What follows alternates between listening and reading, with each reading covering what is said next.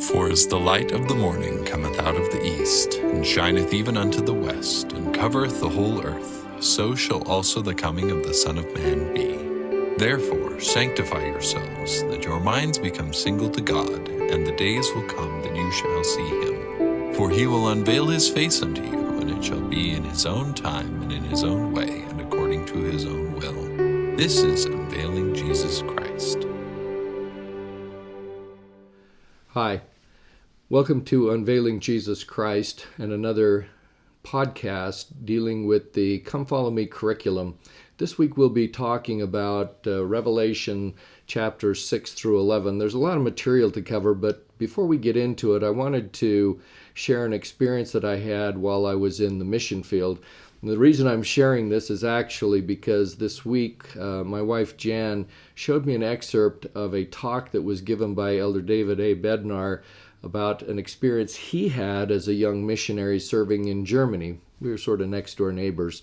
But in his experience, he talks about a meeting he had with Elder Boyd K. Packer, who was then serving as the junior member in the Quorum of the 12 Apostles. And Elder Packer was en route to East Germany, and Elder Bednar was assisting him and making arrangements for he and his wife. And as they were having troubles with some of the flights because of the weather, it turned out they had to take a train. And as Elder Packer and his wife were getting ready to go on the train, Elder Bednar gave him a 20-mark note just in case he wanted to buy any snacks or anything on the train going into East Germany. And it turns out that Elder Packer used that 20-mark note to bribe the East German Border Patrol so that he could get his wife into East Germany. And it was quite a story and pretty faith-promoting, because Elder Bednar then talks about learning about what happened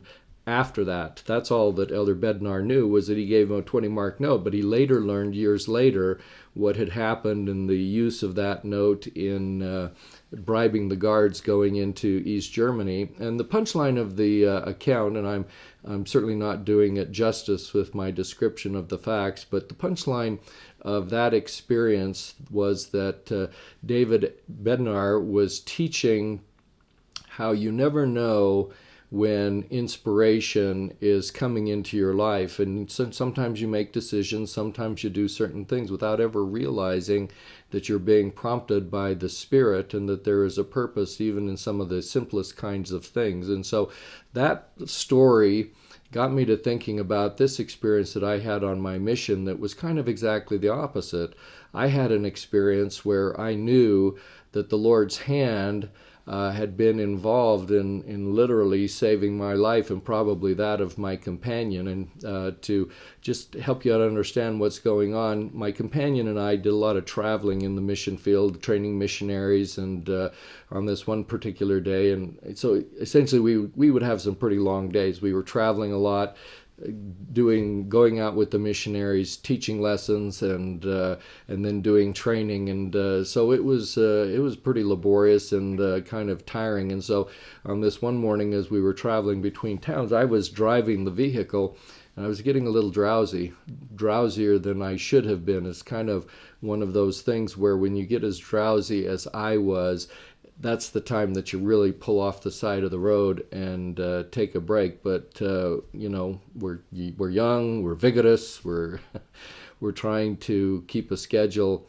And what I remember is driving on what you would call an interstate in Holland. They weren't really an interstate per se, because they were a two-lane highway that had roundabouts in them and so on and so forth. And so as we were coming up, I could see somewhat ahead of me this roundabout, and in front of me was a large truck, not a large like an 18-wheeler, but something kind of had a tailgate, but it was a large truck. And I remember just kind of starting to pull up toward him, wondering and thinking, gee, should I pass him or should I wait until we get through the roundabout? And that's the last thing that I remember. And I fell asleep at the wheel. And I know that because I don't remember what happened next. because when I next came to and realized that I was still driving the car, we had gone through the roundabout, and the truck that I was wondering about whether I should pass it or not was in my rear view mirror. So somehow, after I had fallen asleep at the wheel, I had gotten past that truck. I had driven through the roundabout and was on my way on the other side, looking in the rear view mirror at both the roundabout and that truck. And it's one of those moments that that the Lord is there. It was a miracle in my life. And unlike Elder Bednar's experience, where you don't realize that something has happened that has had the Lord's hand in it, for me, I knew it in a moment, the moment I woke up. I guess there's something metaphorical about that in our lives when we spiritually wake up, because for me, it was a physical waking up and saying that the Lord had been driving that car, the Spirit or somebody. It certainly wasn't me, but I just wanted to share that with you. It was prompted by Elder Bednar's experience, and just to let you know that I believe that we do have those experiences all the time where we don't recognize the Lord's hand in our daily lives, and that's okay. And sometimes we learn about Him after the fact, and sometimes we don't. But there are sometimes also when we have experiences where you just know the Lord is blessing you. You know He's in your life. You know He's blessing you, and you really can't deny it. And so I just wanted to share that as we begin today, knowing that the chapters that we'll be covering today deal with a lot of trials and difficulties as John begins to explain certain events leading up to the second coming. These are not going to be pleasant times. They're not going to be easy times. There are going to be trials and tribulations and difficulties. And I just think it's important that whether it's the Lord's hand that is silently in our lives and we don't recognize it, or whether it's more overt and we can see it happening in our lives, I think in either case we just have to recognize that He's there and will bless us if we're doing the things in our lives that we need to do to merit those kinds of blessings in our lives. So that's kind of the preface to what we're going to be talking about as we begin our discussion today of chapters 6 through 11 of the book of Revelation. Now, just to give you a little bit of an overview, I want to kind of go through the topics that we'll be covering. Most of them today, as with the lesson last week, they're all pretty much at the 30,000 foot level. We don't have time to really dig into the nitty-gritty of every single verse and dissect it and bisect it and really see a lot of the cool symbolism and things like that. And I can only give you my promise that in the future I will do a verse-by-verse discussion about some of the things that we can only go over somewhat in passing today. So you'll recall that last week, or in a podcast actually that I gave on November 19th, it's podcast number 8, I already described the contents of Revelation chapter 5 and the book with 7 seals that represent 7 consecutive periods of 1,000 years each.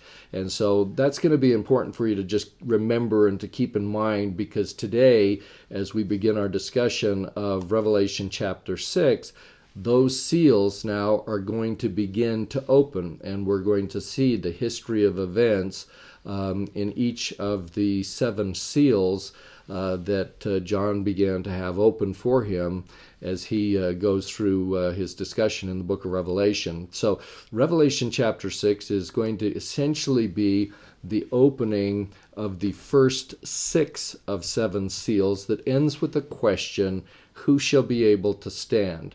That leads you right into Revelation chapter 7 that then answers that question, and it answers the question by describing the restoration of the gospel and the seal of the living God, which is placed in the forehead of the 144,000 servants that are described in that chapter. Now, I'm going to warn you right in advance, I'm not going to spend too much time on Revelation 7 because, frankly, there's just too much there. And so I'm going to tell you what these things mean in very general terms, and we'll circle back at another time. By the time you get to chapter 8, we have 6 seals now opened and behind us, and the 7th seal opens that then leads to the 7 plagues, or what I call the 7 trumpet plagues of the 7th seal. So this is where things are going to start getting pretty dicey. They were already kind of bad before, but this is real bad.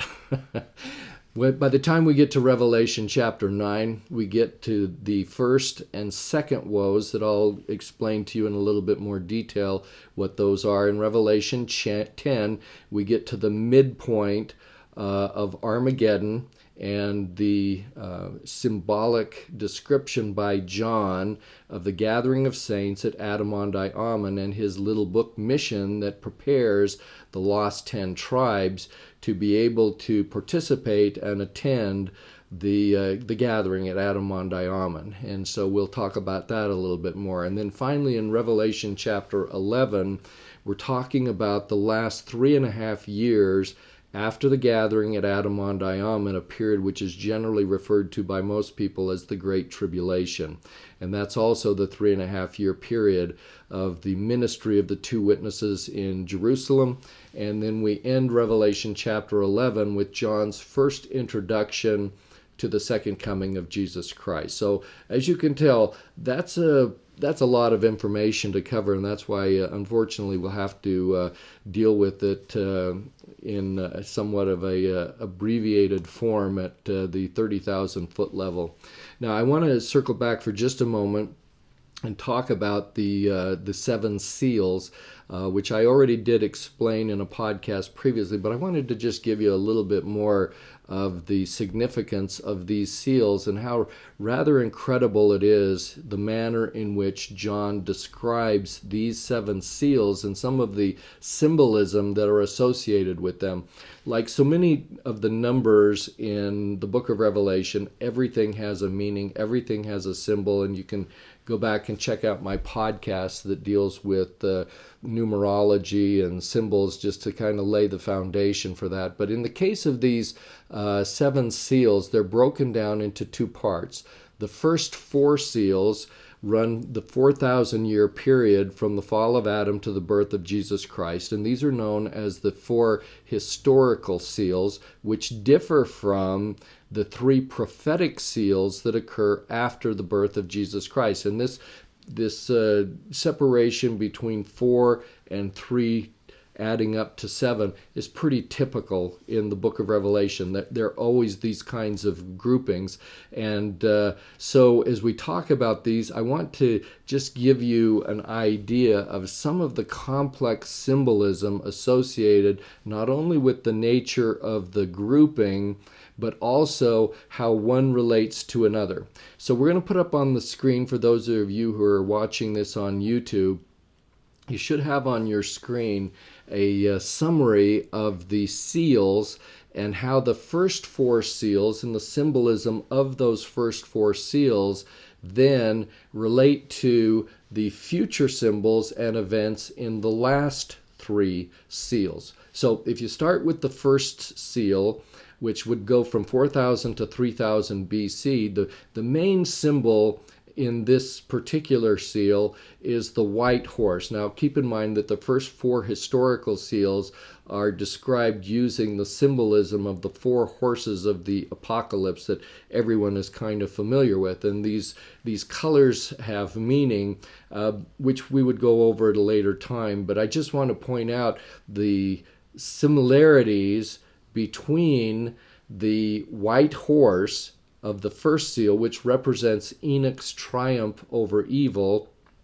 with then moving all the way forward to the last seal, the 7th seal, which is the imagery that we have is Christ's white horse of triumph at the time of the second coming. So you can see the connection is the first horse of the seven seals correlates to the last horse that is mentioned in the book of Revelation. That's also a white horse. So white horse and white horse go together. The first seal correlates with what's found in the seventh trumpet angel of the seventh seal. And I know this all sounds confusing, and that's why you have this kind of complexity, but it'll start to make more sense now as we kind of move to the second seal, which is a red horse. This is the period covering 3000 to 2000 BC, and the red, of course, is symbolic of the bloodshed on earth before and during Noah's flood. So it's not only that there was lots of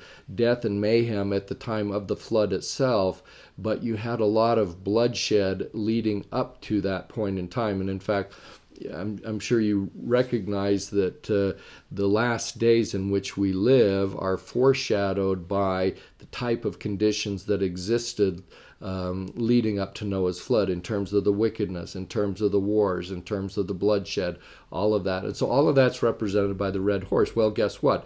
If we now jump all the way to the seventh seal and the sixth trumpet angel, so we take one step back from the seventh to the sixth, and what we have is, again, the symbolism of the red bloodshed of Armageddon, which you find in Revelation chapter 9, verses 13 through 21. That's part of the second woe. And so you see red horse matches red bloodshed at the end of time. Then as we go to the third seal, you have the period from 2000 to 1000 BC, and this is represented by the black horse of the apocalypse.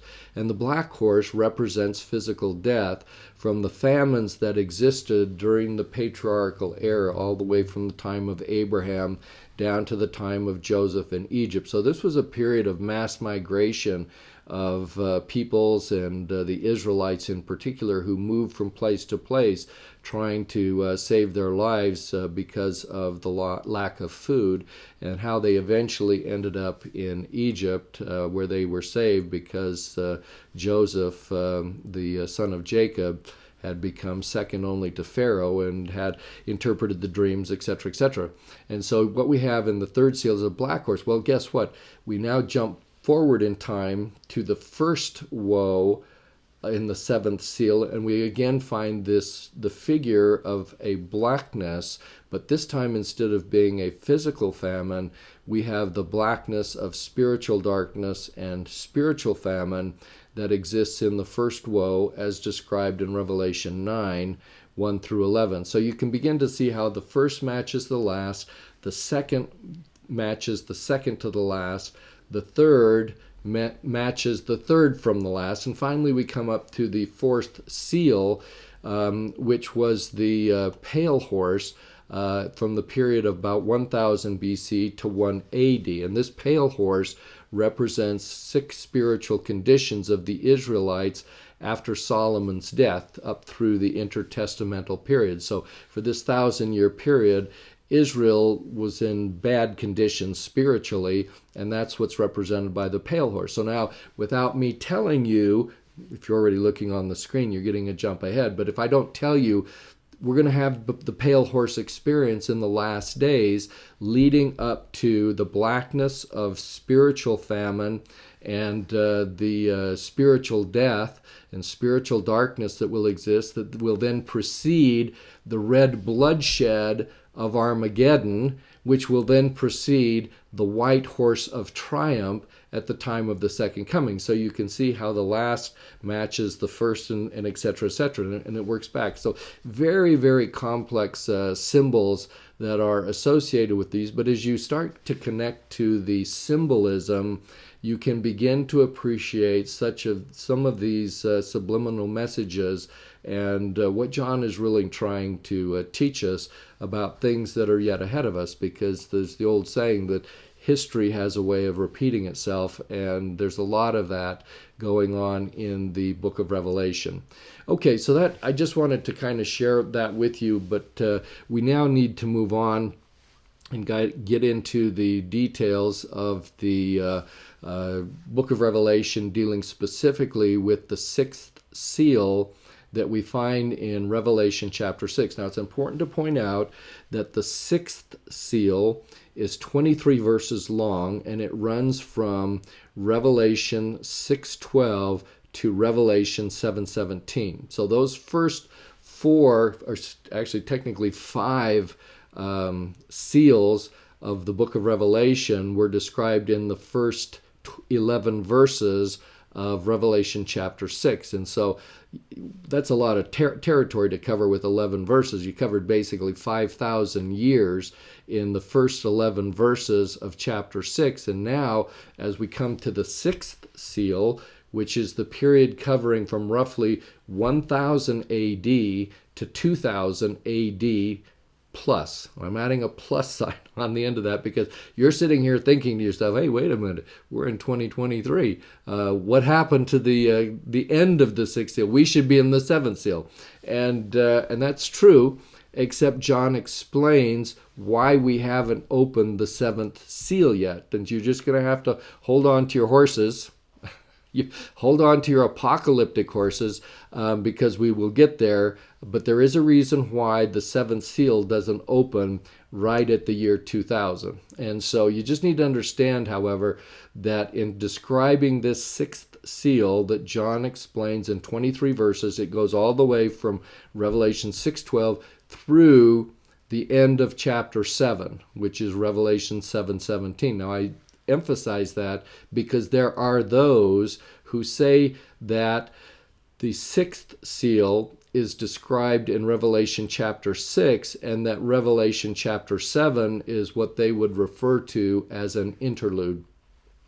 And I talked a little bit about this in one of my prior podcasts where I mentioned the organization and structure of the book of Revelation and how some people interpret some chapters to be interludes, which are essentially a departure from the normal chronological text where John's kind of stepping back, using that opportunity as kind of a teaching moment and then stepping back into the story again. And what I'm telling you is Revelation chapter 7 is not an interlude.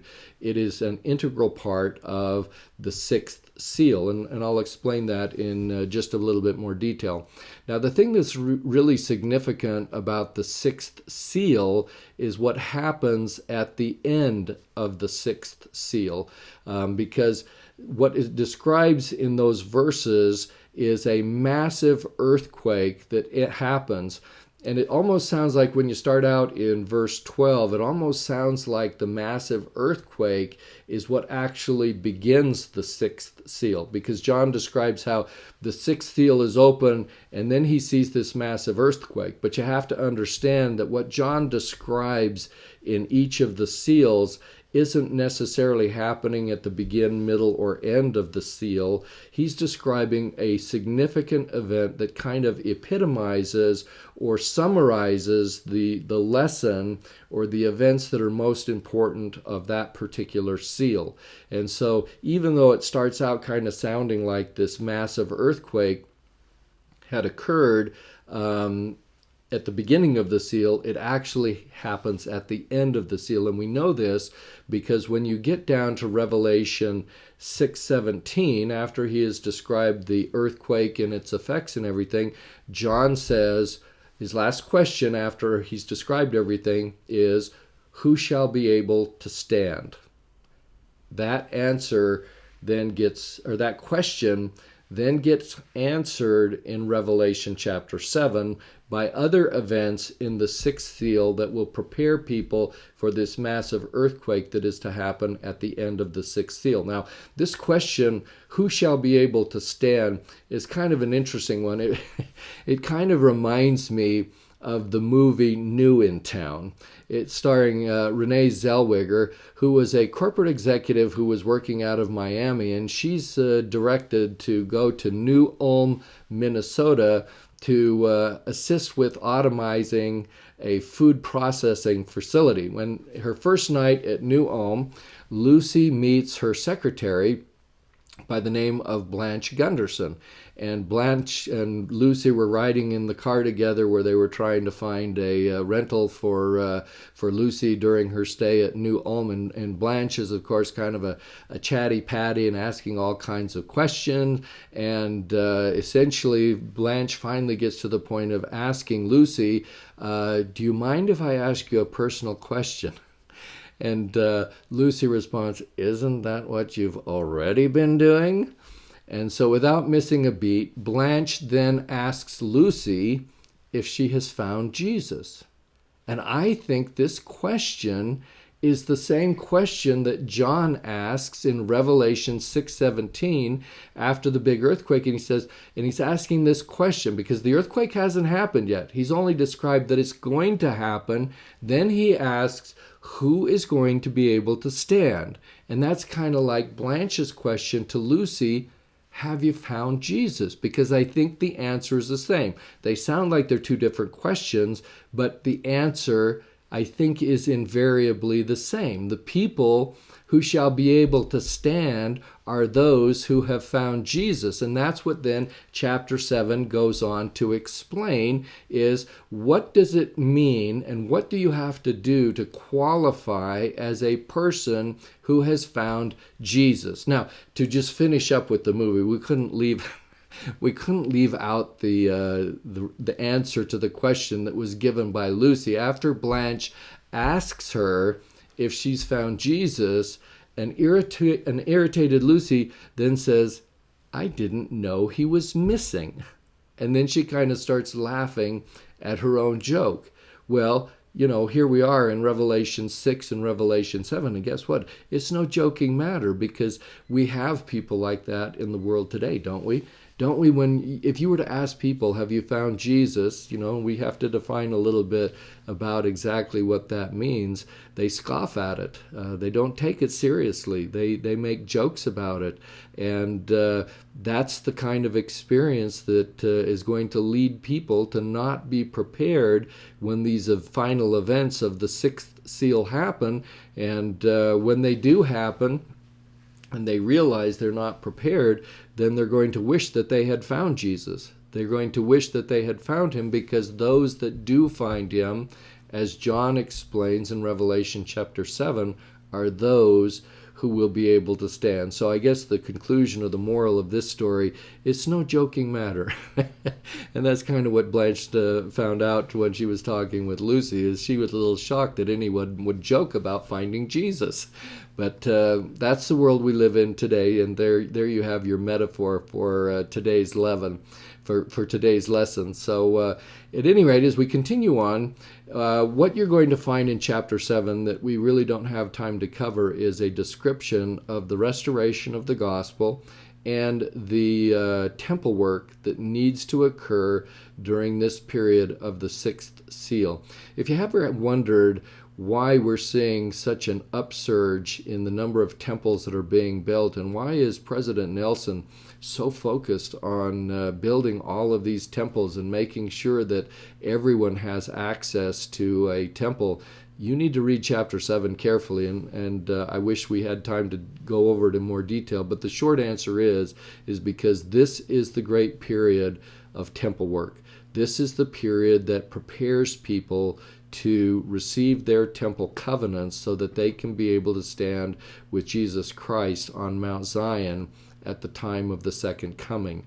And that's a mouthful, because we're going to meet these 144,000 servants that are sealed and therefore prepared to stand, not only to stand through physical trials and tribulations, but more importantly, to qualify themselves to stand as exaltation-worthy people on Mount Zion. And we're going to run into these people again when we get to Revelation chapter 14. So that's what chapter 7 is all about, is describing how the restoration of the church and temple work exists in our day so that we can prepare ourselves to stand not only as the sixth seal comes to an end, but all of the events leading up to the second coming.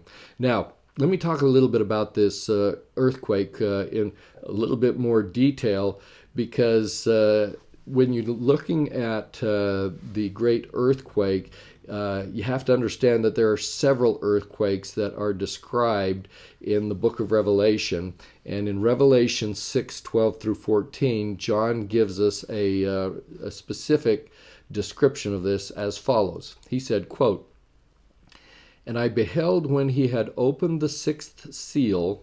This is where I mentioned before, it sounds a little bit like at the time of the opening of the sixth seal is when the great earthquake occurs. But again, he's only describing that essentially when he had opened the sixth seal, something is going to happen, and one of the significant events is going to be the great earthquake. It's not that the great earthquake opens the seal. So let me start again. "And I beheld when he had opened the sixth seal, and lo, there was a great earthquake, and the sun became black as sackcloth of hair, and the moon became as blood, and the stars of heaven fell unto the earth, even as a fig tree casteth her untimely figs when she is shaken of a mighty wind. And the heaven departed as a scroll, when it is rolled together, and every mountain and island were moved out of their places." Now, as you consider this description, specifically this notion that every mountain and island were moved out of their places, and I'm telling you that this is an actual physical earthquake that will occur, contrary to certain opinions and interpretation, where some interpret this as some symbol of political upheavals, revolutions from the past, and even some interpret this idea of the movement of mountains in Revelation 6:14 as the removal of high places of pagan worship in history, which they've kind of got that all wrong, because they make the assumption that the high places of pagan worship were removed as Christianity through the Constantinian church kind of overcame pagan worship. But if you understand the history a little bit more carefully, we know that the church that Christ established was long gone by the time Christianity was quote-unquote established by Constantine in the early 4th century. And at the time that he established his form of Christianity, he basically forced all of the pagans to come into the church, because the church, you had to join the church. Some people were paid gold to join the church. Others, if you didn't join, you were killed. And so people were entering the church of Constantine in droves at the point of a sword, including all of the pagan worshipers. And eventually, one of his successors actually outlawed paganism. So this is where they get this concept that the movement of mountains is the removal of pagan worship, when exactly the opposite happened. What you had was essentially pagan worshipers entering into the church and polluting it in rather significant ways because of what was required for the Christians living in the late 4th century. So at any rate, what I'm telling you is essentially we're talking here about an actual earthquake that involves the shaking of the entire earth, because it's saying every mountain and island were moved out of their places. So we're talking about a literal event that will occur in the near future at the end of the sixth seal. And this is an earthquake that's going to be more powerful than any other earthquakes in recent recorded history.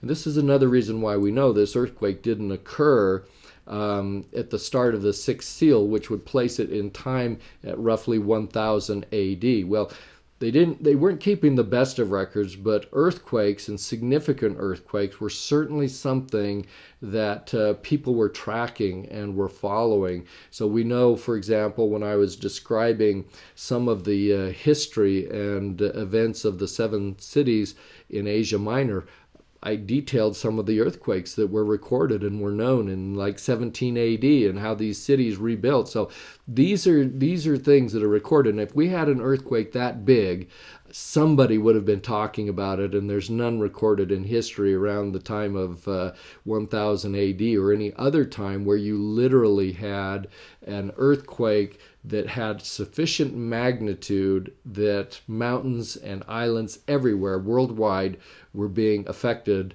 by the extent of this. Now, it's you have to keep in mind that we have in the record of the Book of Mormon a history of a powerful earthquake or series of earthquakes that occurred on the American continent at the time of the crucifixion of Jesus Christ.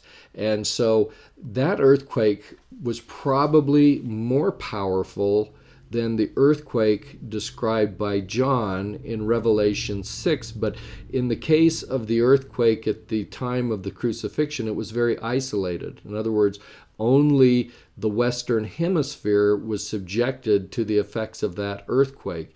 The difference is the one that's going to be coming up at the end of the sixth seal is probably not going to be that devastating, but it is going to be a much larger worldwide kind of phenomenon. And this is then going to be a foreshadow for other earthquakes that will occur as we get closer to the second coming. So even though it's extremely destructive and is going to have this kind of worldwide effect, you have to understand that the earthquake in Revelation chapter 6 is basically a foreshock for the more destructive earthquakes that will then follow. So this is the first of three, and in this one, every mountain and island will be moved out of their places. Contrast that with the third and final earthquake that occurs at the time that Jesus steps his foot on the Mount of Olives, when we learn from that discussion from other prophecies that last and final earthquake is going to be so powerful that it will have the effect of merging entire continents together. That's the period of time when we talk about the earth trembling and reeling to and fro as a drunken man. And so as we go through the book of Revelation, we talk about some of the earthquakes that are going to be yet in our future. It's important to recognize that some scholars who discuss these earthquakes fail to distinguish the three different final earthquakes as separate events. And when they fail to do so, oftentimes they make the assumption that John is essentially describing the same earthquake three different times. And you know my views if you've listened to my podcast on the book of Revelation structure and that which I've talked about already, that John talks chronologically. And I know I'm beating a dead horse here a little bit, but he talks chronologically and he doesn't repeat himself. And if you start making these kinds of assumptions, you miss the timeline completely and you're doing yourself a disservice. So just keep that in mind, and we'll get to our discussion of these other earthquakes in due course. But what we need to understand is that this great earthquake at the end of the sixth seal is a prominent sign of the times. Now, it's preceded by many other earthquakes of growing intensity in diverse places. And so a lot of people, when they get to this last earthquake of the sixth seal, they're going to kind of shrug it off. Oh, yeah, well, we've had lots of earthquakes, and yes, they've been growing worse and worse. It's kind of like the natural disasters that we have going on in the earth today. Everybody's got some kind of a scientific explanation for them, and they just forget about God in the equation and the fact that these things are prophesied. We're seeing prophecy fulfilled, and many people don't recognize it as such. And these are they who are not going to be prepared for the things that come because they don't see in them the spiritual manifestations that they should be able to see. And it's kind of like the kind of experience I had on my mission that was so obvious to me that the Lord's hand was involved in my life. And for most people, they kind of treat these sorts of things like it's more of a an Elder Bednar experience where something spiritual happened and they don't recognize it until something is explained after the fact. You learn after the fact that, oh, that was a spiritual manifestation. That was the Holy Ghost's influence. And so, unfortunately, most people won't recognize it in either respect and won't be prepared. And so all I can tell you by way of kind of wrapping this up a little bit is some of the worst natural disasters that we're seeing on the earth today are only going to continue to get worse. And John describes them in pretty good detail. As we go through the lesson today, we're going to find that how that is will be true. And the hope is, of course, that when people have this earthquake that happens at the end of the sixth seal, this will be kind of a wake-up call. That earthquake is not designed to destroy people. It is a judgment. It is a show of God's power, but it's really something that is designed to help people recognize their sinful state and to motivate them to repent. Now, we're going to eventually cross the red line that everybody's always talking about in the world today. And when you cross the red line, then there's a point of no return. You can no longer repent because you've gone beyond. You had too many chances. You heard the voices of God's servants who were warning you to repent, and you didn't do it. And so then after he sends the voices of his servants, he sends the voices of physical calamities, natural disasters. And if people still fail to repent and to recognize God's hand and his purpose in these disasters, eventually these disasters will turn into events that are designed to destroy them and to punish people because they refuse to repent. But this is not that time. So that's the good news for those of us living now in the sixth seal.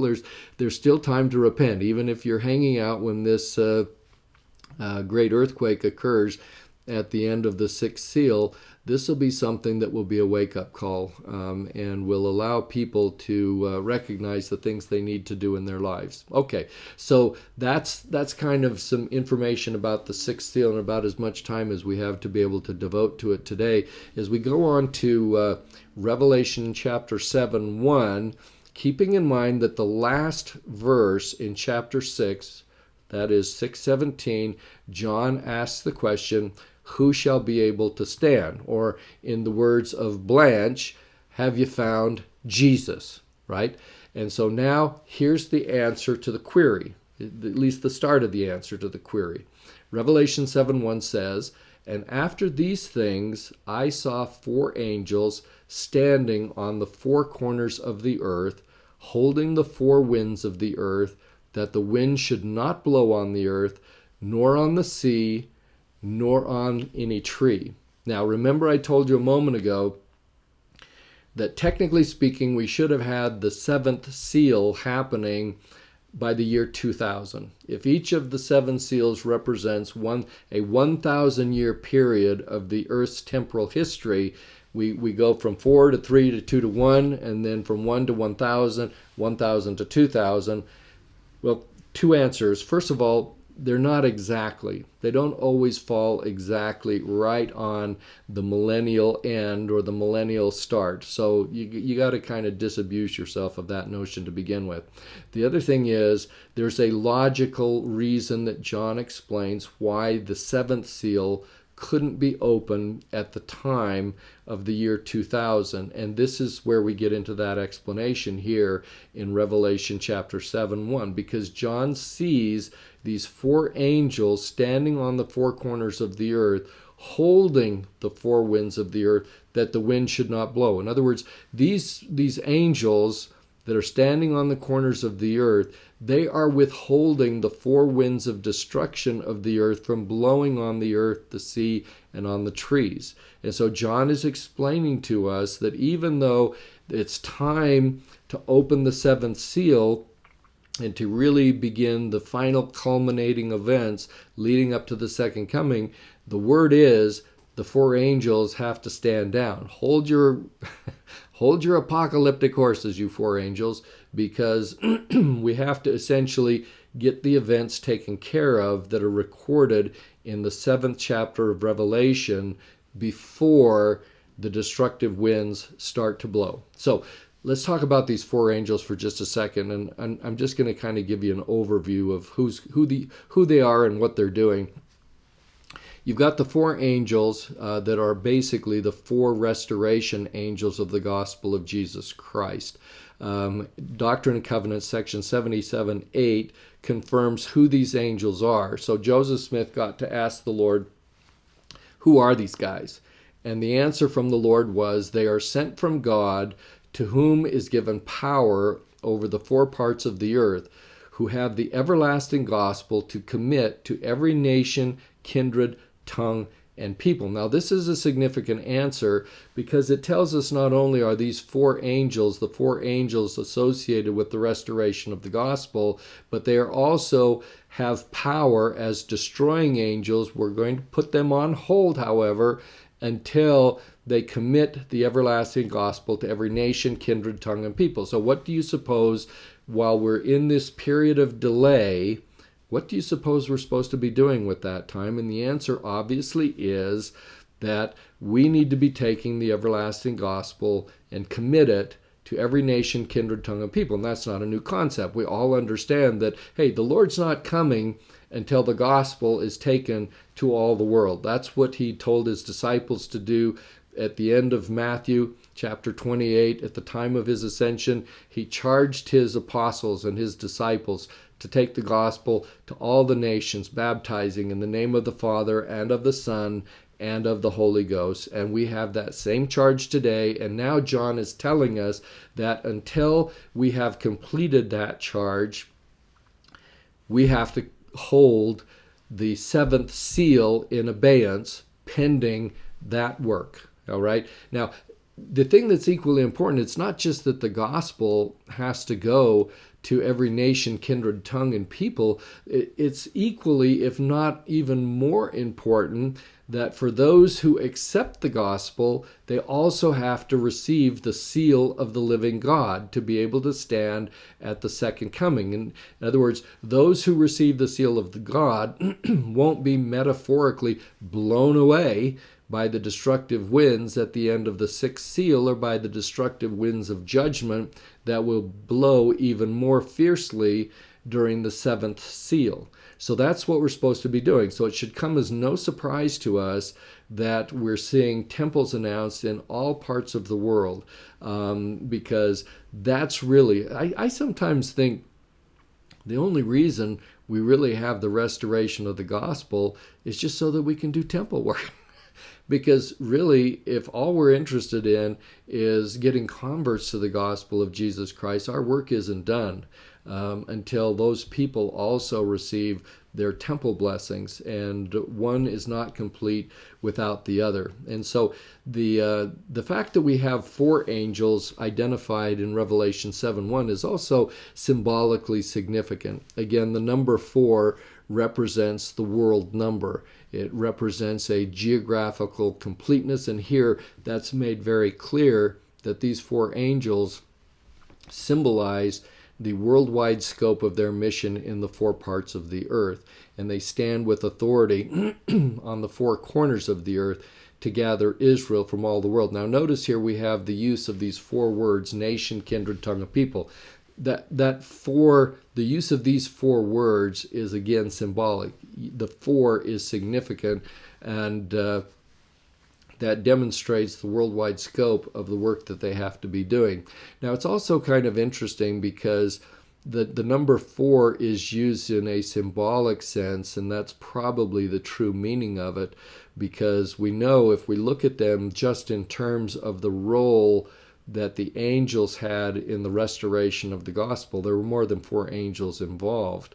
And so a lot of times we talk about the angels of the restoration being composite angels. So everybody kind of comes together. We bestow keys, the things that happened since even God the Father and Jesus Christ first appeared to the boy Joseph in the spring of 1820, all the way through to the end of 1836, when Elijah appeared at the Kirtland Temple and delivered the last keys of the restoration. There were a lot of angels, and I think that there were more angels than we even have a record of, according to Joseph Smith, and the numbers of people that visited him. Some of them are well known to us, others less known, but there were a lot of angels that had, certainly more than 4. However, let's assume for just a moment that John was actually discussing these 4 angels in Revelation chapter 7 as being literally 4 angels. Who would those 4 angels be?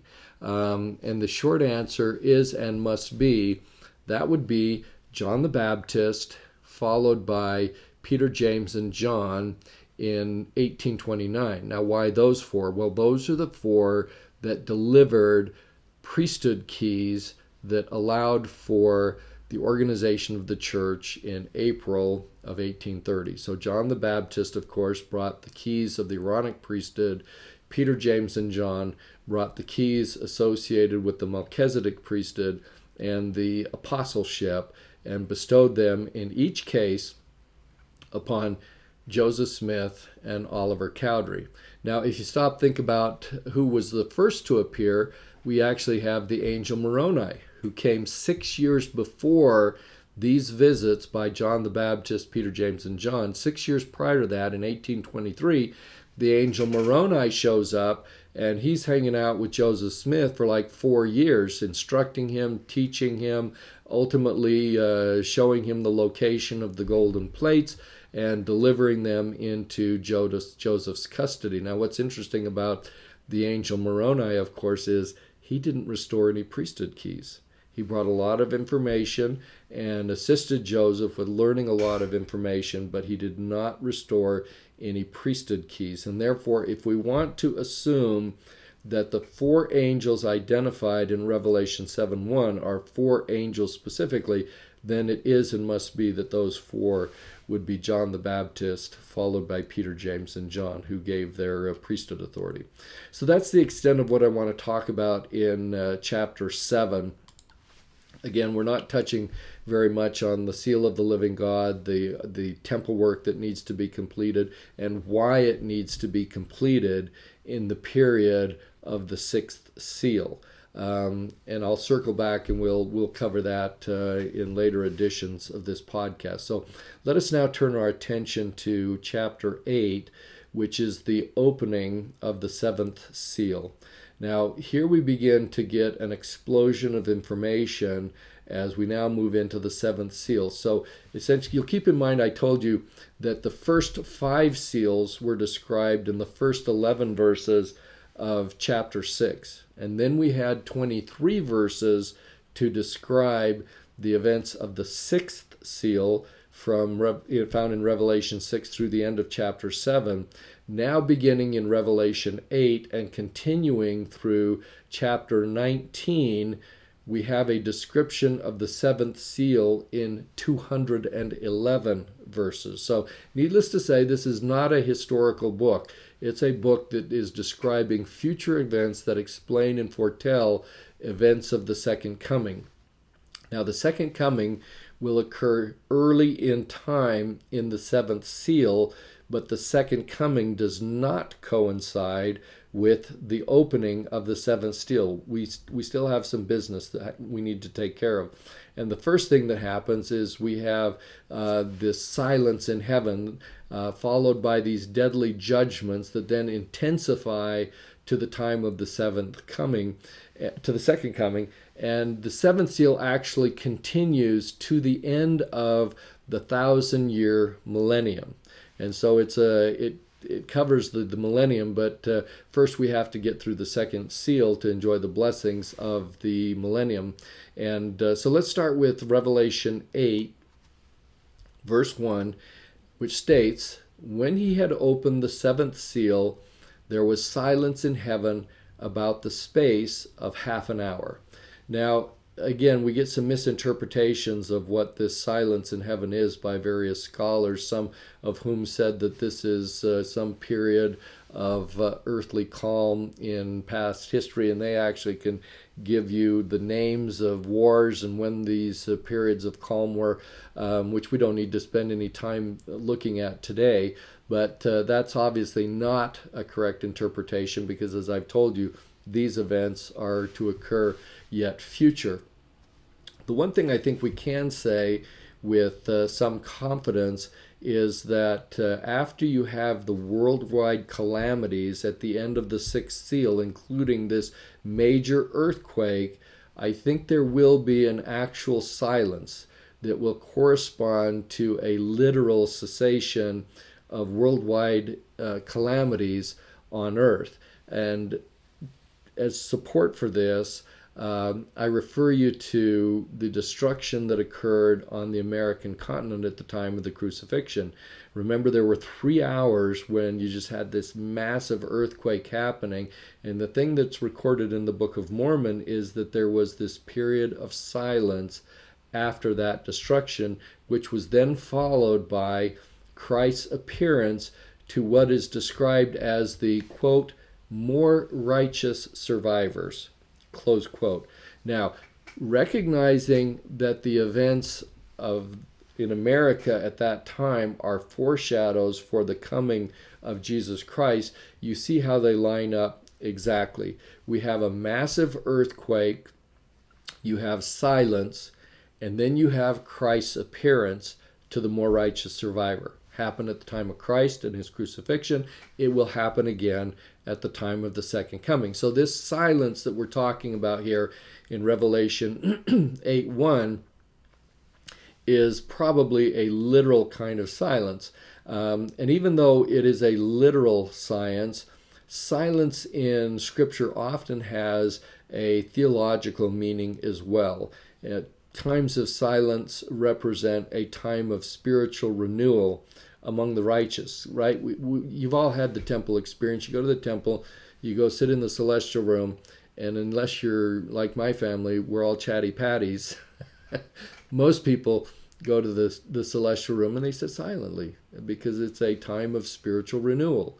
And the same is true of the Day of Atonement, which is also a foreshadow for things in the future. And on the Day of Atonement, of course, is when this happens once a year. And as the high priest entered into the Holy of Holies, where he would officiate and make intercession for the sins of all the Israelites in the Holy of Holies, all of the Israelites would stand outside in silence, all right? And so that type of silence has some important application for the events that are being described by John in Revelation 8:1. And although I'm not going to spend a great deal of time talking about the description of what happens during that half-hour silence, John actually does give us a description of the events of what's happening in heaven during the half-hour of silence. And guess what? It mirrors the events that happen on the Day of Atonement as the Israelites worshipped anciently in the tabernacle on that most holy day of the year. So, because of the correlation between the two, what we can conclude is that number one, there will be an actual silence that will be felt and experienced here on earth as the seventh seal opens. And it's not going to be hard to detect because it's going to come right at the end of all of these huge calamities at the end of the sixth seal. And the other thing is it's going to be a time of spiritual renewal. And remember, I told you that the purpose of the great earthquake is not so much for destroying people and punishing them for their unrighteousness and wickedness, but it is to bring about a spiritual revival, a time of reflection, a time of repentance, and a time to draw near to the Lord before you get to that red line, and then it's too late to repent. And so the last thing that I'll simply touch on in terms of this half hour of silence is the question, well, how long does it actually last? Because you get some different interpretations about whether it's literally 30 minutes of actual time on earth. And I think it's not too much of a stretch to say that nobody would actually think that you get 30 minutes and you recognize, oh, there's that silence we were waiting for.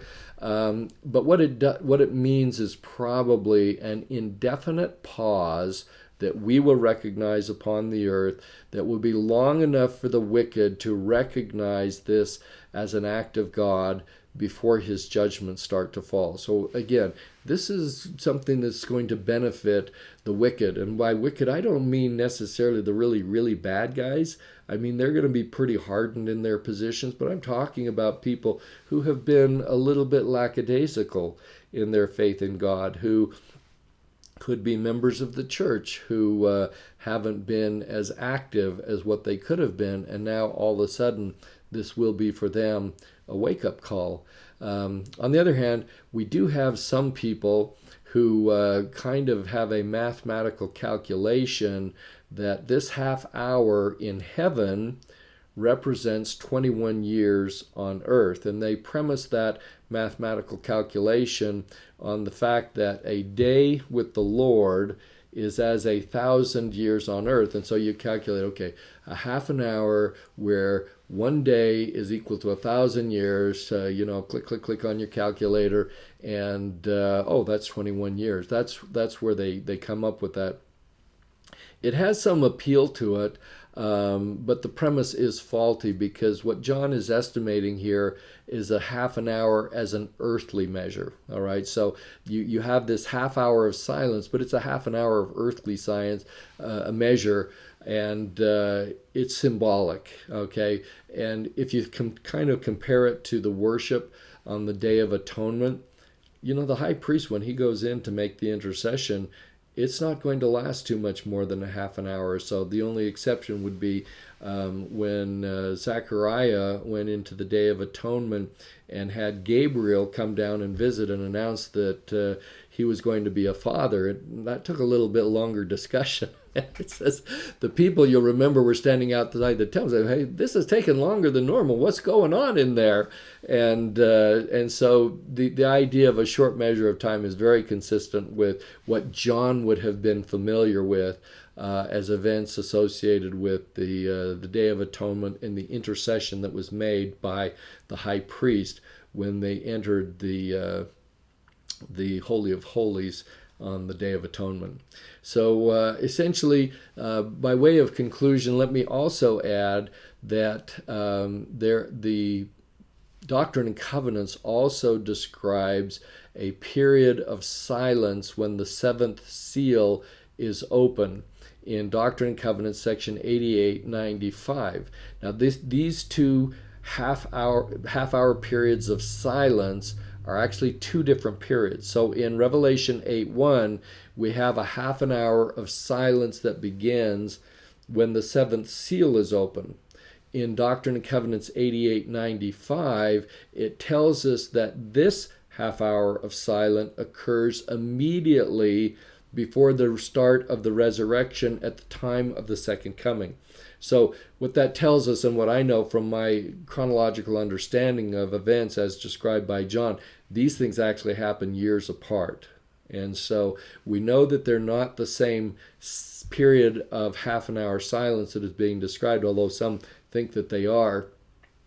But what we learn is from this second half hour of silence before the resurrection at the second coming is that it is very brief, because it occurs after the grand sign of the Son of Man in verse 93 and before the resurrection trumpet in D&C 8895. Okay, and so that's where this second half-hour period of silence happened. And that half hour, again, doesn't have to be a precise half hour, but it is a relatively short period of time that we're talking about. And since the silence in D&C 88 correlates to and has some similarities to the half hour of silence at the beginning of the seventh seal, it suggests again that the proper interpretation is that it's a relatively short period of time, certainly not any 21 years. I mean, we're talking, could be days, maybe a week. It could be hours. I mean, I'm kind of speculating here a little bit, but all I can tell you with any certainty is it's not a particularly long period of time.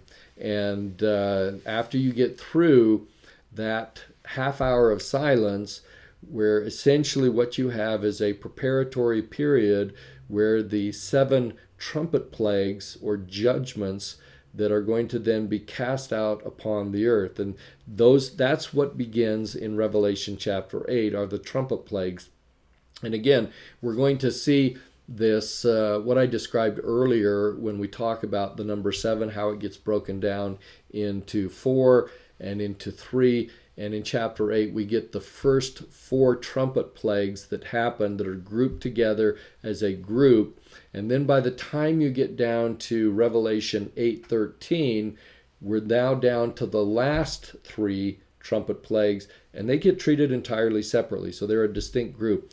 Last point I'll simply make in terms of the first 4 trumpet plagues, they are all partial in their scope, meaning the judgments associated with these plagues are merely preparatory. They continue to be warning signs for people to repent. So we aren't to the red line yet, all right? So then we come to Revelation 8:13, and this is what it says.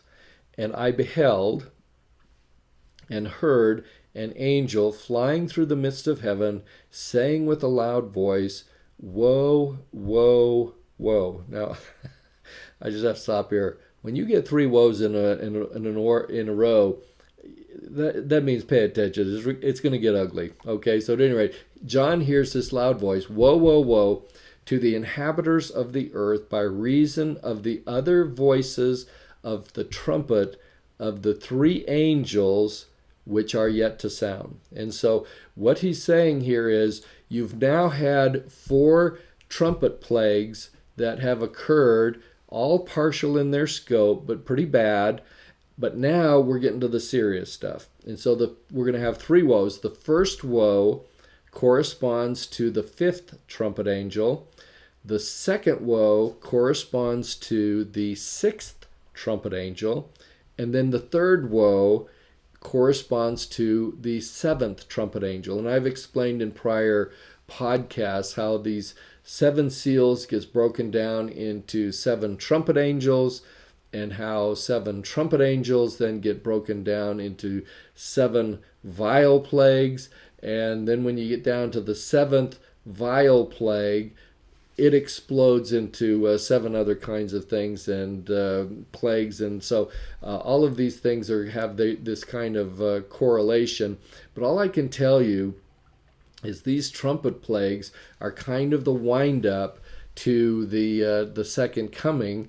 And they're going to continue to get worse and worse as you continue to go along. So you think about your life's experiences now, you think about what's going on in the world today, and you kind of shudder a little bit, think, oh my gosh, you mean it's going to get worse than it is now? And the short answer is yes. I'm sorry to be the bearer of this bad news, but it is. But, if you stop and think about your life and things that are real challenges for you, I hope that these challenges, these trials, these tribulations are also things that you can kind of look back on and see how they have been a refining experience in your life, right? That's what it was all about with Joseph Smith in Liberty Jail, and kind of feeling sorry for himself after a horrible, horrible experience of 6 months in that prison that just had these horrible conditions. And the Lord talking with him and soothing him and telling him, all of these things shall be for thy learning and experience. And we all have them. And I'm going to use one experience in my life that doesn't do justice to the realities of the difficulties that life sometimes can throw at us. But in my young life, it was impactful.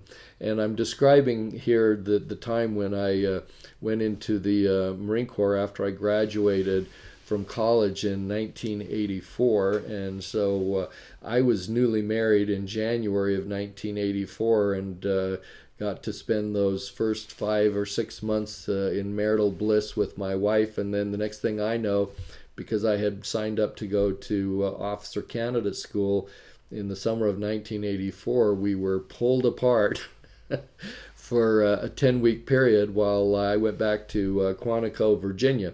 And it's like your typical boot camp. You have to understand that essentially the job is they're going to break you down mentally, emotionally, physical, every possible way, and then they're going to rebuild you into the image of a Marine, Semper Fi.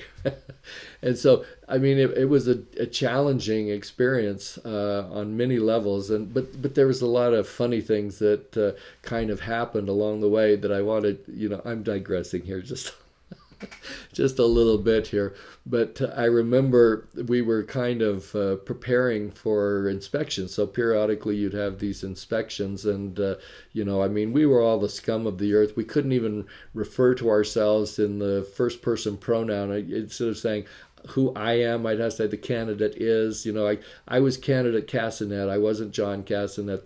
They took my identity away from me, and all these rules and things that you had to follow just because it was part of the regimen. But at any rate, we were preparing for these inspections, and initially the inspections were kind of done by the drill sergeant and our sergeant instructor, and they'd be going through and just they were horrible to prepare for it. But we were going to have the company commander coming through, and they wanted to make sure that we looked good for when the actual captain, who was our company commander, would come through and do this inspection. So I remember during one of the practice inspections, I was Cassinet, and the guy next to me was Costello. The C's are all together. Well, Costello, as you might imagine, was Italian.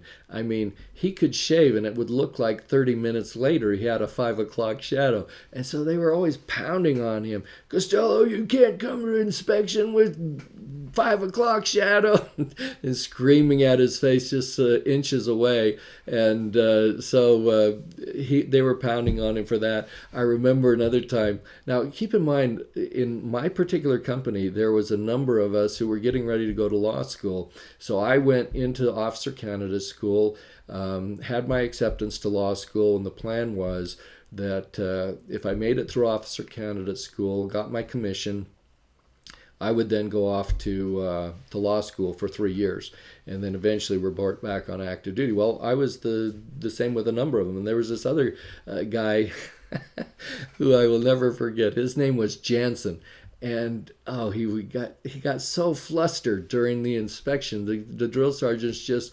screaming at him and yelling at him, and he wasn't really the mold of a Marine, physically and other things like that. But I remember the drill sergeant just yelling at him, and in response, Candidate Jansen said, "Yes, Your Honor." Instead of referring to him as the drill sergeant, he referred to him as Your Honor. And the drill sergeant just went crazy. Did you hear what he called me? Did you hear what he called me? So anyway, that's kind of stuff all leading up to the inspection. So anyway, on the day, there was one other guy that I remember. He was a black guy whose name, unfortunately, I don't remember. But, he was always getting hammered because of his beard growth also. But his problem was because, with black people, you have that really tight hair that just twists. And the problem is for men, if they shave close, they get what's called the pseudofocalitis, and which is essentially these ingrown hairs, because you cut it off close to the skin line, that little hair is already trying to turn underneath the skin, so that by the time it grows, it doesn't come out, it grows under the skin. And so they were hammering him that he wasn't doing a good enough job of shaving. And so finally he said, okay, I'm so tired of this. They're going to see what's going to happen when I do this. And so he shaved really close, and sure enough, by the time of the inspection, when the company commander's inspection came along, he had just these bulges in his neck where all these hairs had grown in, and it just, the skin was just really puffy and stuff, where the hairs couldn't get out from under the skin, and it just looked horrible. So anyway, the day of the company commander, it's coming along, and here I am standing next to Costello, and he comes and takes a look at me and does my inspection. He dings me on some stuff. I remember he looked in my ears, and I hadn't cleaned out the wax in my ears. I didn't do anything at all. You just don't think of everything. Who would imagine that the company commander is going to turn around and go to the side and take a look in my ear, right? Well, he did, and he said, "Candidate Cassinet, did you clean your ears out?"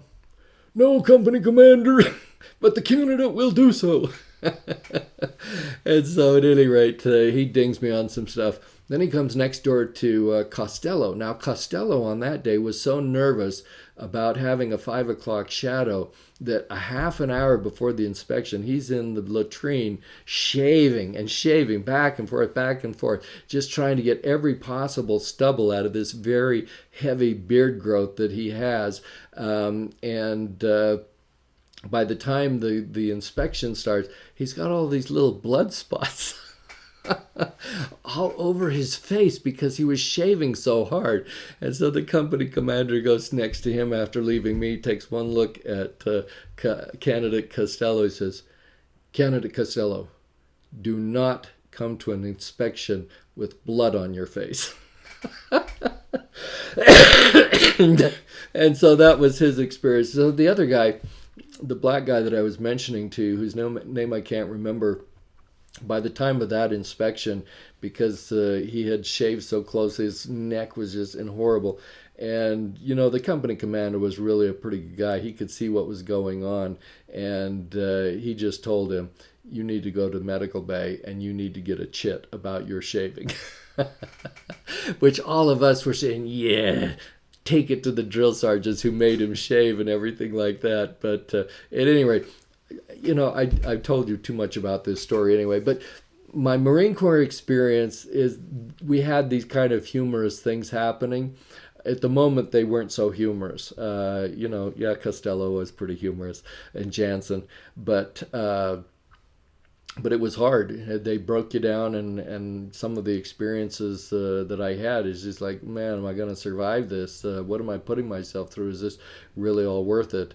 But I'll tell you what, when we got down after the 10 weeks, Jan came out to Quantico and got to be there for my graduation and for being commissioned. And, she got to put on my little butter bars. And I'll tell you what, it's one of the proudest times of my life. I mean, it was a much bigger deal for me to experience that than it was for me to even graduate from college. After 4 years of struggling and everything, that few minutes that I had at the end of that ceremony and being commissioned in the Marine Corps was just really, really something that was very powerful and meaningful for me. And so it is in life with these challenging things. And so even though we look forward to a lot of trials and difficulties in the future, even more so than what we're having, and you might be feeling like, oh, I can't take anything more than this.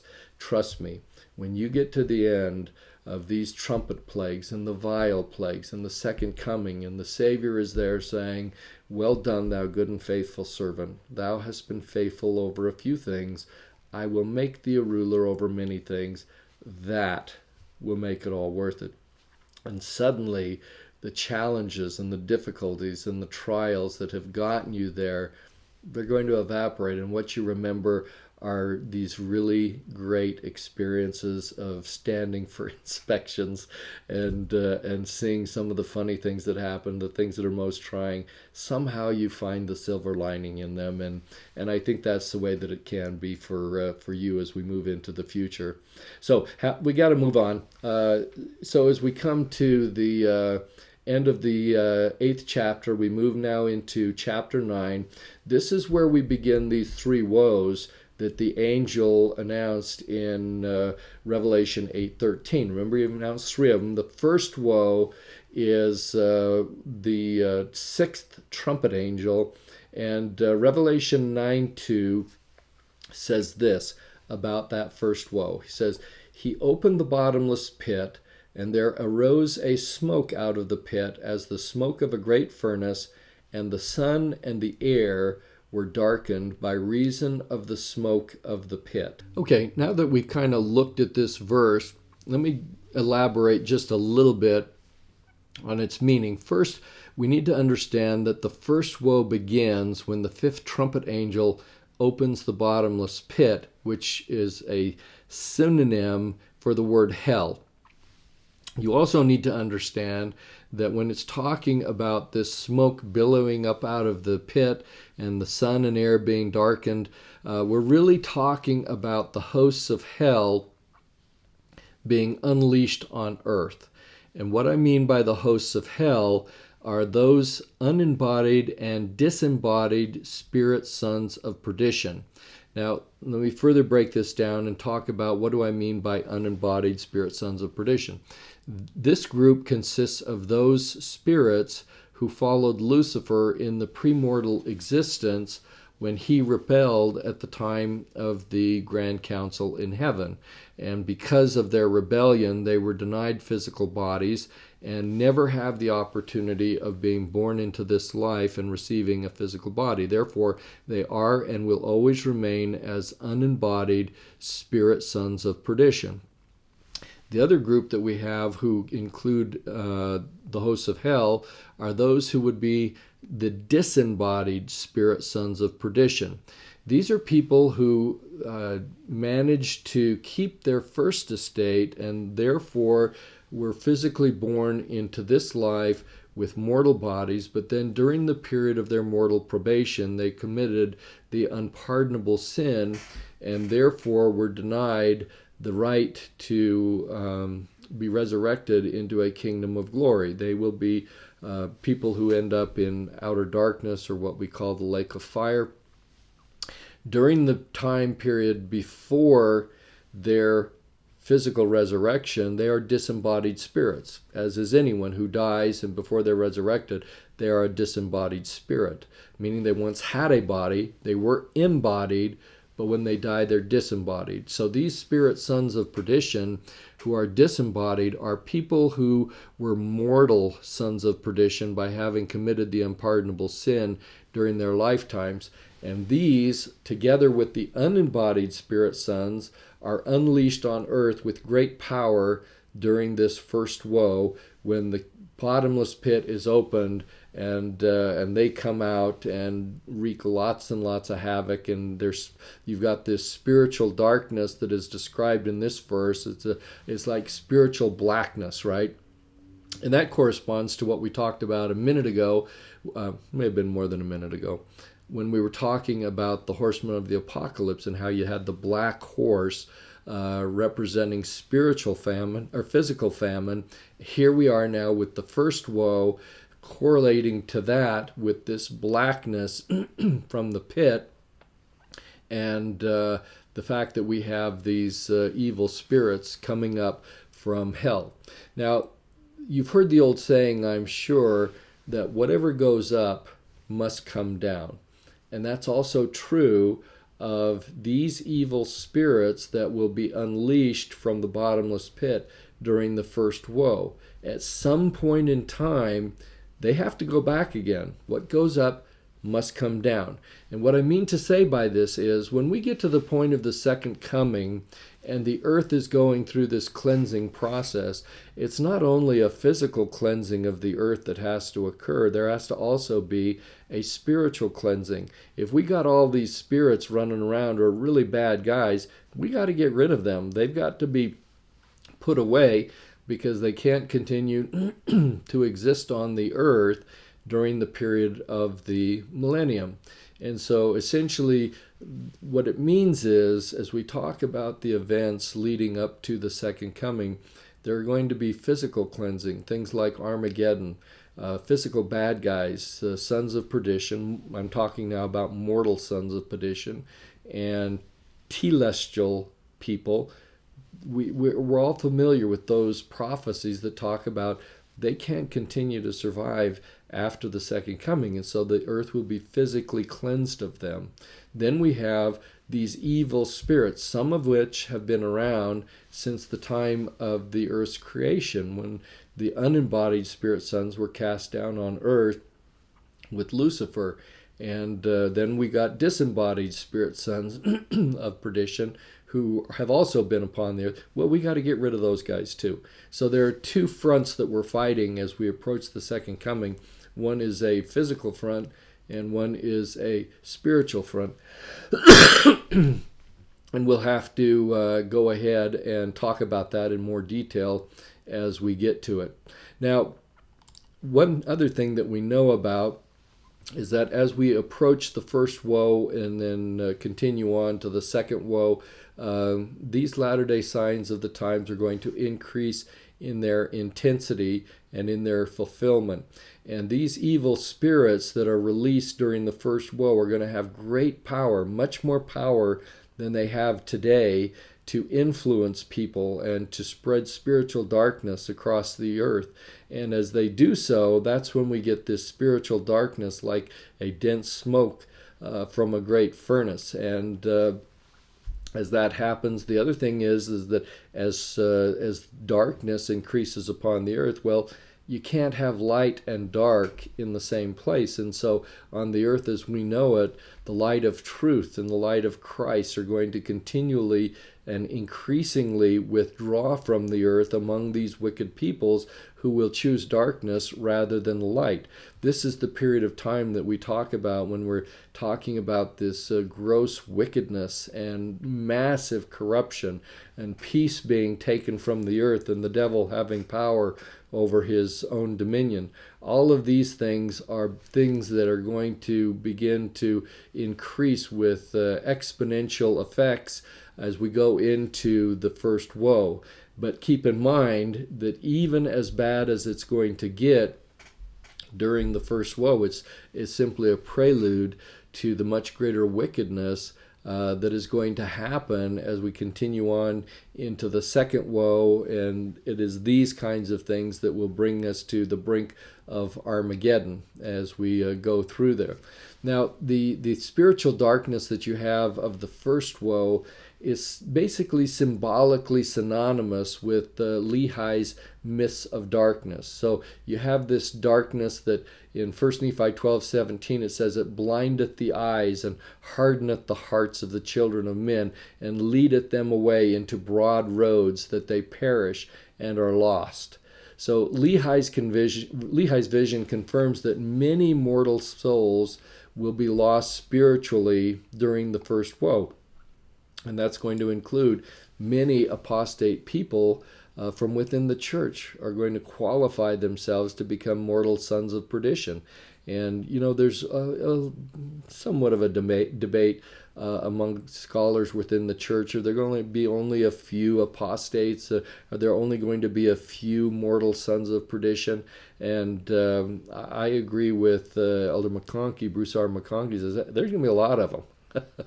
And this is where a lot of it is going to begin. We already see shades of it in the church today. People waffling and, antagonists against the church. Well, this is a prelude of coming attraction, so we can get ready for a lot more of that. And it's going to come as spiritual darkness begins to engulf the earth during this first woe that has been predicted by John the Revelator.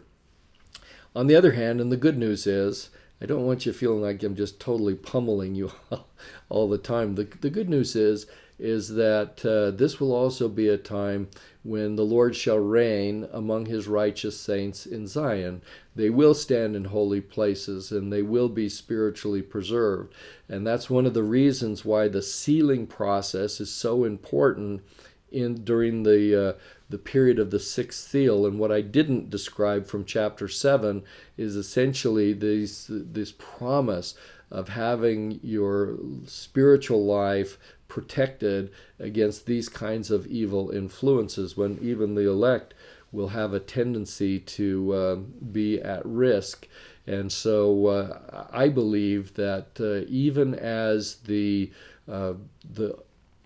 bottomless pit, hell, is open, and we have this swarm of evil spirits that are given increased power upon the earth, there's going to be an increased power of spiritual light among those who are believers and who are faithful, who are keeping the commandments. It's a well-known fact that the plan of salvation requires that there be an opposition in all things, and I tend to believe that opposition tends to be equal and opposite. It's not, the Lord doesn't let that ever get out of balance because he wants to protect those who are entitled to his protection. And so even as he unleashes these hosts from hell at the time of the first woe, I've got to believe that there is going to be kind of an equal outpouring among his righteous saints. And who knows, this could be the time when we start to see the fulfillment of those prophecies that talk about the saints communing with the hosts of heaven, including the church of the firstborn and the general assembly that were prophesied by Paul in the 12th chapter of Hebrews. That could well be the time. I don't know that to be the case, but all I'm saying is all of this bad, really ugly spiritual stuff that happens during the first woe should not leave you without hope. The book of Revelation is ultimately a book of hope for those people who will simply conform their lives to the teachings of Jesus Christ. And as you do so, He will preserve you spiritually. And if you're not preserved physically, which will certainly be the case with some, not everyone will survive some of the things that are going to happen. So your spiritual lives will be protected, and that ultimately is where the real blessing lies. I'm going to skip down to Revelation chapter 9, verse 5, because I want to kind of give you a sense of the time frame for this first woe, because it sounds really bad, but it's actually a relatively short period of time. So that's the good news also. In this verse it says, "And to them," meaning these locusts that are the symbol for the evil spirits that are coming up out of the bottomless pit, he says, "And to them it was given that they should not kill them," meaning people on the earth, "but that they should be tormented 5 months. And their torment was as the torment of a scorpion when he striketh a man." So in this verse, there's a lot of symbolism, again, dealing with the locusts that I didn't get into in any detail. But notice it says that these evil spirits don't have the power to kill people, only to torment them. So this is all a spiritual kind of thing that's happening that is a prelude to Armageddon and the second woe, when, guess what? These locusts are going to turn into really bad scorpion-like horses that have now the power to kill. And so that's the story of Armageddon, is not just the spiritual torment. It gets added to with physical death when, a third of the 200 million people who are involved in it are going to lose their lives. But here we're just getting tormented. It says specifically for 5 months. And so the question is asked, well, is that 5 months something that is symbolic, or is it literal, or what does it actually mean? And so the interesting thing about this is that the literal lifespan of a locust is actually about 150 days or 5 months. That strongly suggests that the 5-month period is actually a literal period of time. Now, contrast this with some other views by other scholars that say, well, this 5 months represents 150 years. How do you get to that? Well, because you have 5 months of 30 days each equals 150 days, and then these days represent symbolically prophetic days of years, is how you get to 150. And once people reach that conclusion, they also have fanciful ideas about what point in history this actually came about. Well, again, this is still a period that is still left in the future.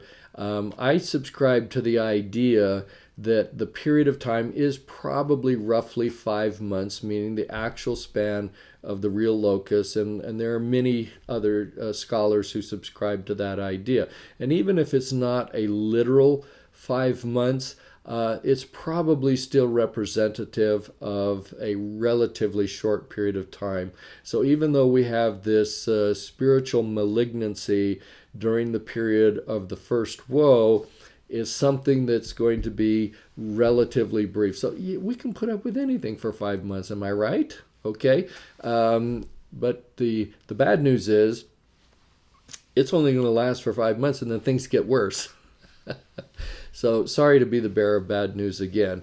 But once the wicked are ripened in iniquity, this is what's going to lead us into the physical battle of Armageddon. And so that's really what's kind of going on here. And we now go from the first woe that ends in Revelation 9:12 to the start of the second woe, which is physical Armageddon in Revelation 9, starting from Revelation 9:13 through chapter 11 verse 14. Okay, and now I've already talked a little bit about the Battle of Armageddon and the timing of Armageddon when I did podcast number 9 on November 26th, dealing with the 70 weeks prophecy. So I'm not going to spend any time talking about how we arrive at the Battle of Armageddon lasting 7 years, and I'll simply refer you back to that particular podcast. But let's take a look at Revelation 9:15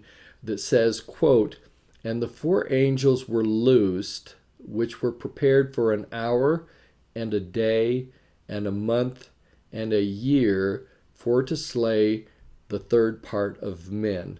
Now what this tells you is that there is a fixed start date for when the four angels will start Armageddon. And what we learn is in this verse also is we have the third part of men that will be slayed. Now, in one of the other verses that I've not going to spend too much time going into is the number of combatants involved in the Battle of Armageddon. Here we learn that a third part of them are going to be killed, and the number of combatants are 200 million. So if you take a third of 200 million, you get 67 million dead. And a lot of people talk about it in this kind of a context and in these numbers. And I'm not saying that that isn't possible, but I will say this.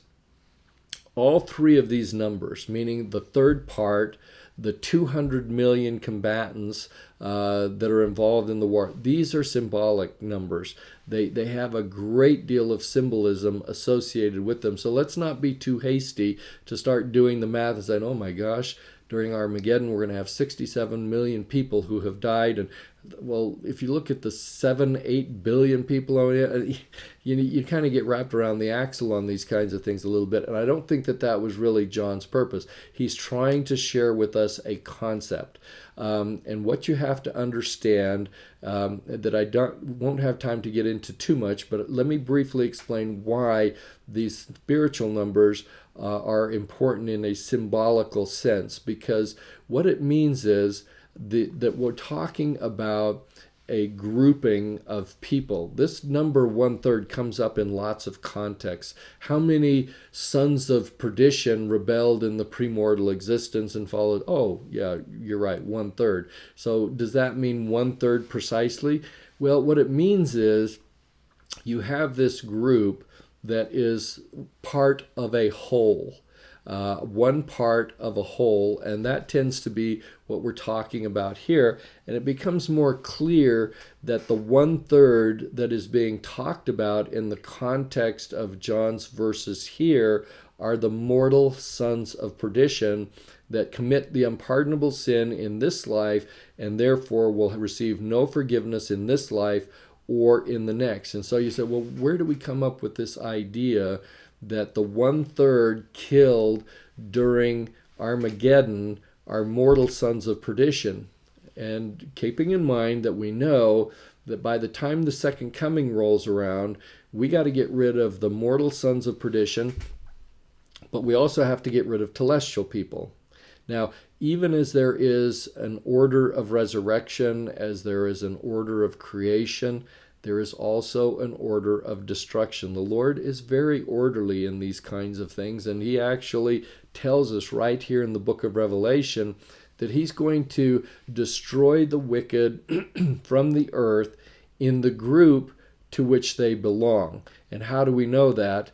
Because what we learn in Revelation 9:15 is we have first the identification of this third part of the men, but then as we go down to Revelation chapter 9 verses 20 and 21, we're going to find out that the telestial worthy people will actually survive this first group of 1/3 that are killed. And so let me go ahead and we'll put up on the screen for those of you who are watching these verses, Revelation 9, 20 through 21, which says, quote, "And the rest of the men which were not killed," Okay, so we just got done talking about all the 1/3 that were killed. Then we get down to the end of John's description of Revelation, and he's talking about those who survive. Okay, so now let me start again. And the rest of the men which were not killed by these plagues, including up to and sorry, I keep interjecting and I don't get to read the whole verse. But when we talk about these plagues, again, we're talking about the 7 trumpet plagues, including now up to and including the 6th trumpet plague, equal to the second woe. Okay, so now with that in mind, I promise you this time I'm going to read the entire verses. Quote, "And the rest of the men which were not killed by these plagues, yet repented not of the works of their hands, that they should not worship devils, and idols of gold, and silver, and brass, and stone, and of wood, which neither can see, nor hear, nor walk, neither repented they of their murders, nor of their sorceries, nor of their fornication, nor of their thefts."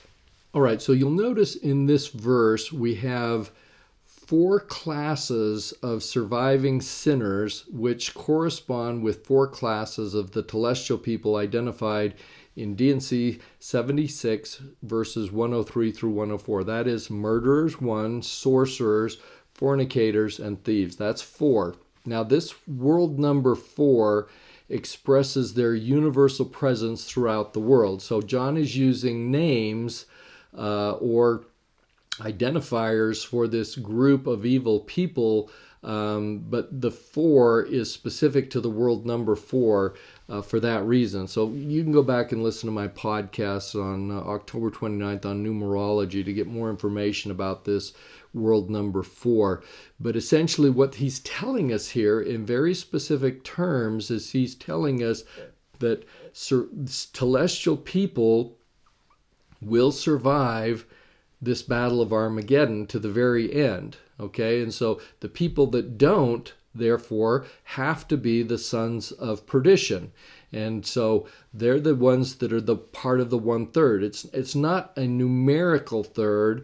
It is a group of people that die, and they have to be sons of perdition. And how do we know that? Because here John is telling us celestial people will survive. And we're speaking not individually, we're speaking collectively. So sons of perdition as a whole, collectively, will die. Now, how does the Lord accomplish that in the battle of Armageddon? And the short answer is, if you go to Revelation chapter 14, verses 18 through 20, what you're going to find there is John's description of how the mortal sons of perdition will be reaped from the earth at the time of the second coming. And so John kind of gives us this discussion about this 1/3 that are killed.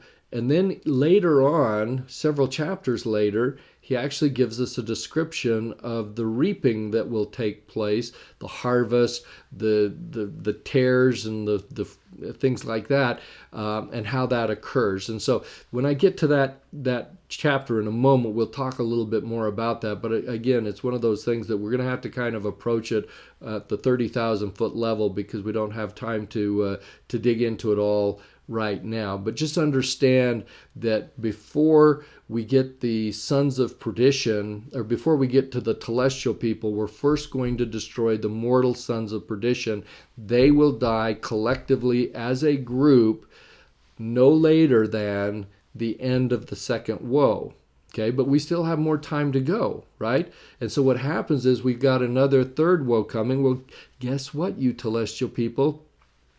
You're going to survive, but then you're going to get yours during the third woe, all right? And we're going to see how that's going to happen. So you have this order of destruction, and just as the resurrection occurs from most righteous down to the least righteous or most wicked, well, the order of destruction is exactly opposite. It occurs from the most wicked and then kind of works its way back up. Okay, so that's kind of how this works with regard to what John is describing in Revelation chapter 9. So now we move on to Revelation chapter 10.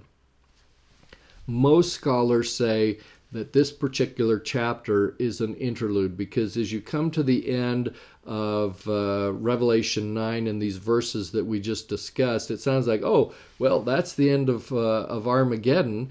And the reality of it is John's given us an overview of Armageddon, but there's still more details that are going to follow. And so when we get to Revelation 10, and it sounds like the discussion has changed, scholars have a difficult time correlating this to what they just saw at the end of chapter 9 and what they see at the beginning of chapter 11. Therefore, this is just an interlude. John has stepped back from the storyline. He's taken a break to give us information that sounds more hopeful than what we just went through when we were talking about Armageddon. And again, I disagree with that.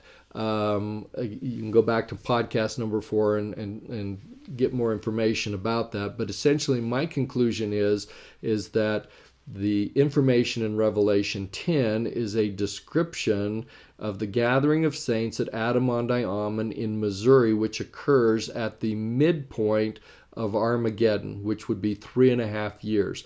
Now, this gathering is specifically foreseen by the prophet Daniel in Daniel chapter 7.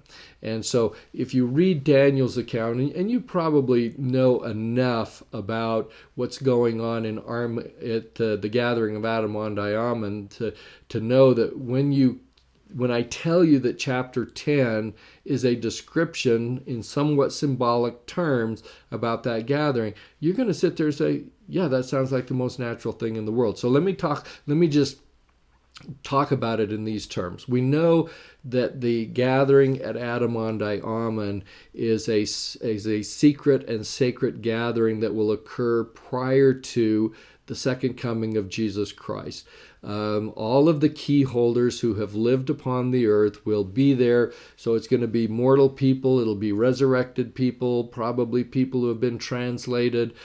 Just everybody is going to have the occasion and opportunity to attend this gathering if they are at least celestial worthy. So it's not everybody and their dog. Dogs have to stay out. It's going to be celestial people only, and they come, and what happens is the key holders of the earth return their keys back to Christ, who will appear to the gathering and will be coronated, essentially, King of Kings and Lord of Lords, and will prepare him for his earthly reign upon the earth, and various other things happen. So that's Adam-on-Diamond in a nutshell. So now, if you then take a look at how chapter 10 begins, we have these images of the Savior coming down on the earth, and it describes his glory.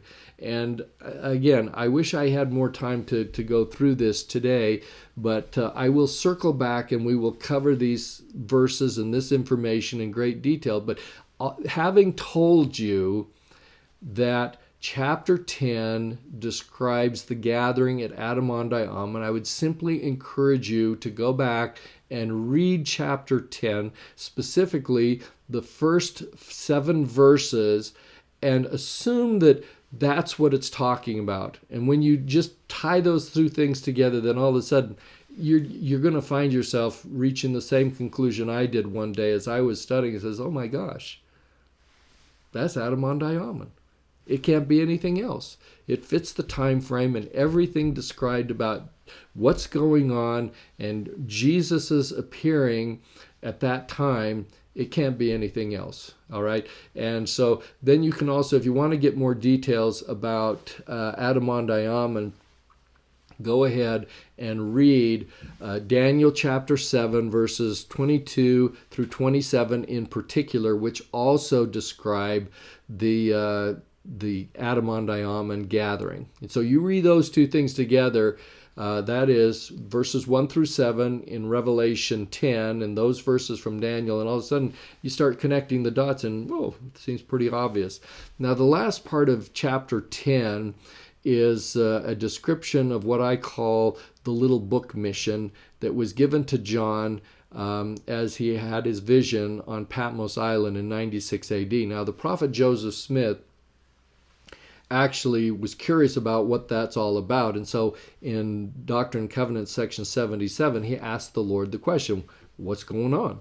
And this is what we find. Quote, "What are we to understand by the little book which was eaten by John as mentioned in the 10th chapter of Revelation?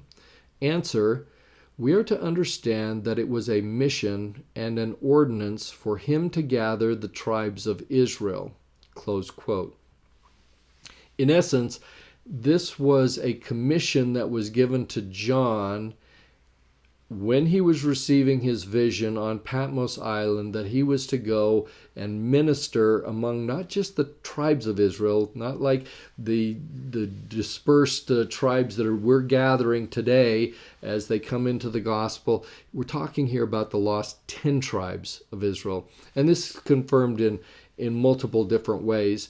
But you ask the question, well, how did we get from the description of Adam-on-Ammon in the first 7 verses of chapter 10 and in the last verses of the same chapter, all of a sudden we're back to John's vision, and the mission that he gets is symbolized by this little book that he's supposed to go and do work among the lost 10 tribes of Israel? And the answer to that question lies in the fact that the lost 10 tribes need to be prepared to be participants in that. And you say, what's come again? This has a lot of things that have to come into play for us to reach this conclusion. And among them is the idea or the concept that when the lost 10 tribes, after the lost 10 tribes were visited by the Savior around 34 AD, they were together in a group. And as I will go in detail in other chapters, eventually these 10 tribes were translated.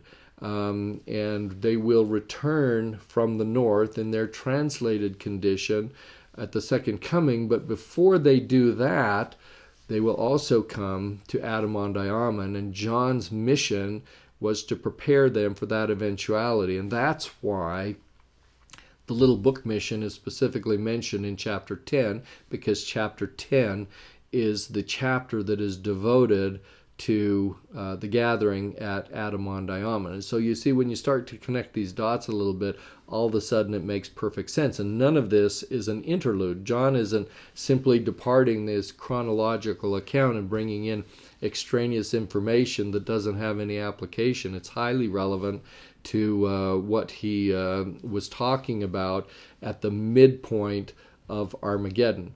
And so then what happens next after the midpoint, in other words, after the gathering at Adam-on-Ammon, what we do is we roll right then into Revelation chapter 11. And at the beginning of chapter 11, in verse 1, it says, quote, "And there was given me a reed like unto a rod, and the angel stood, saying, Rise and measure the temple of God, and the altar, and them that worship therein." Now, what John is referring to here in this verse, again, keeping in mind the chronological structure, we're still right after the gathering at Adam-on-Ammon, and now John is told to measure a temple. And in John's terms, the only temple of interest to John, of course, would be the temple in Jerusalem. And so that's the temple that we have to be talking about here. And if John is measuring the temple of God as it exists at the midpoint of Armageddon, or the period immediately after the midpoint, there has to be a temple in Jerusalem at that time. And so keep in mind, and again, I talk about this in the 70 Weeks Prophecy in terms of the timing. The midpoint of Armageddon is 3.5 years before the second coming of Jesus Christ. And so what we're now talking about is, from that, we conclude sometime before the midpoint, the Jews have to return and rebuild the third temple in Jerusalem. And from my discussion of the 70 weeks prophecy, you will know also that they will also again offer Mosaic type of sacrifices, and that the suspension of those sacrifices will occur as the Gentiles surrounding Jerusalem besiege the city and cause the sacrifices and oblations to cease. And so that's the time period in which we're talking about. And it is here that John then is measuring this third temple. And it's also the time that we have in Revelation chapter 11 when the two witnesses minister in Jerusalem during what is called the Great Tribulation for 3.5 years. And this is when they'll use their sealing power to protect the Jews from being overrun by the surrounding Gentiles. That will continue for 3.5 years. But when their ministry is complete, they will be martyred, and their dead bodies will remain unburied in the streets for 3.5 days. The Gentiles will then commit horrible atrocities against the Jews in Jerusalem. Now, we happen to be living in a time when horrible atrocities are occurring over in this very location today. And without getting into any of the details, these types of atrocities are the things that we will see again during the Great Tribulation, and during that 3.5 days when the two witnesses are dead and unburied in the streets of Jerusalem. This will be the abomination of desolation that occurs for the last times. This will be the time when the Gentiles will also destroy the third temple. This will also be the time when these atrocities and the second woe will end very abruptly as the two witnesses are resurrected and there is a great earthquake in Jerusalem, as recorded in Revelation 11 verses 11 through 14. And so this I've already talked about the first great earthquake that will occur. This one that occurs when the two witnesses are resurrected is going to be the second great earthquake that will occur. And this still isn't the third one. We won't reach that third earthquake until Revelation chapter 16. But this is the second one as the two witnesses are resurrected, and then it will bring an end to this abomination, the abomination of desolation that occurs in Jerusalem.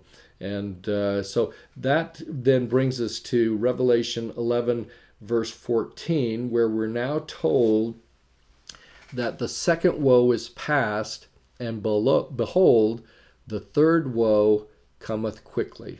All right, so now you'll remember when we were looking back at Revelation chapter 8, it warned us about the three woes, and then as we came to the end of the first woe in Revelation 9:12, it says, one woe is past, and behold, there come two woes more hereafter. So John is very consistent in his timekeeping and in tracking these things and telling us specifically when one thing ends and another begins. So now in Revelation 11:14, he's telling us the second woe is past, and behold, the third woe cometh quickly. And so what I told you already a moment ago is the fact that we had the second woe concluding with Armageddon, when the sons of perdition, they're all going to be dying here in connection with what's happening here as the two witnesses are killed.